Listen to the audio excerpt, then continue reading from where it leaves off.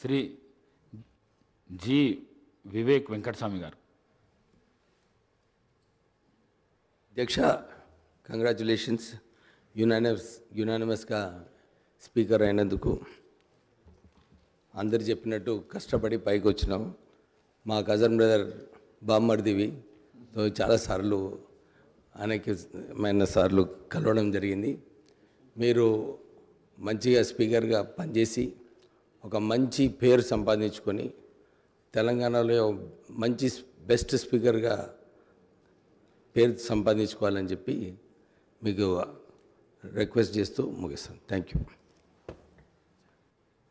శ్రీ కడియం శ్రీహరి గారు.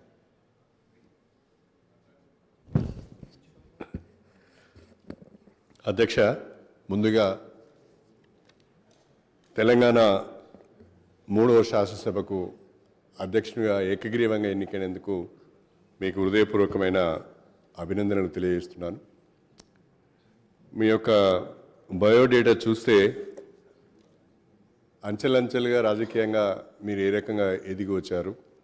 పేద దళిత కుటుంబంలో పుట్టి అనేక సామాజికపరమైన ఆర్థికపరమైన అవమానాలను అవస్థలను ఇబ్బందులను ఎదుర్కొని వాటన్నిటిని కూడా అధిగమించి ఈ స్థాయికి మీకు రావడం అంటే కొత్తగా వచ్చే రాజకీయ నాయకులందరికీ కూడా మీరు ఒక ఆదర్శం అని చెప్పి నేను ఈ సందర్భంగా భావిస్తున్నాను.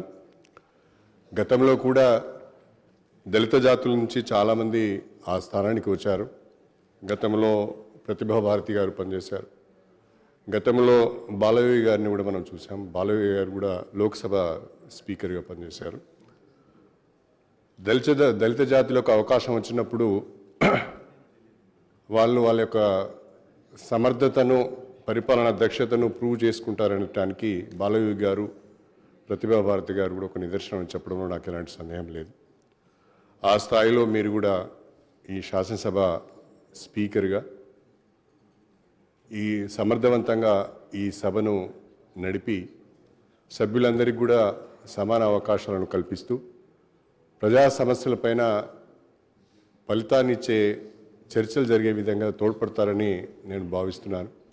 ఒక ఎంపీటీసీగా, ఒక ఎంపీపీగా, 3 సార్లు ఎమ్మెల్యేగా ఎన్నికైన అనుభవం మీకుంది. క్షేత్రస్థాయి పరిస్థితులు మీకు తెలుసు.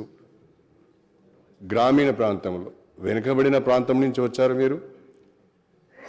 సామాజికంగా వెనుకబడిన వర్గం నుంచి వచ్చారు మీరు. మీకంటే సమస్యలు తెలిసిన వాళ్ళు ఇంకే వేరెవరు ఉంటారని నేను అనుకోను. కాబట్టి ఆ వెనుకబడిన ప్రాంతాల యొక్క వెనుకబడిన వర్గాల యొక్క సమస్యలు చర్చకు వచ్చినప్పుడు ప్రత్యేకమైన శ్రద్ధ పెట్టి సమయం ఇచ్చి ఆ సమస్యలు పరిష్కారమయ్యే విధంగా మీరు సహకరించాలని చెప్పి నేను ప్రత్యేకంగా కోరుకుంటూ మరొకసారి మీకు హృదయపూర్వకమైన అభినందనలు తెలియజేసుకుంటూ సెలవు తీసుకుంటున్నాను.